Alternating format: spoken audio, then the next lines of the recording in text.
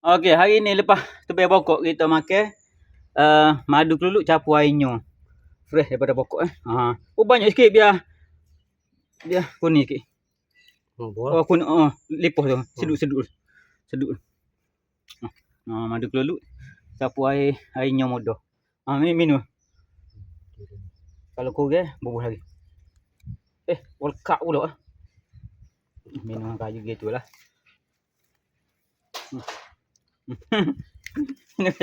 Lekak pula. Ke mana rasa? Sedap itu.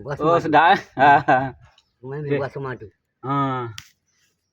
Dia masa-masa manis. Campur dengan air nyo Air nyo air khasiat lagi tu. Sedap ni. Siapa-siapa nak try boleh buat Ada pokoknya beli madu keluluk sini. 0324353554. Lokasi Bukit Alas. 0132435354 lokasi Bukit Alas. Ni pokoknya. Pokoknya. Tebal kayu.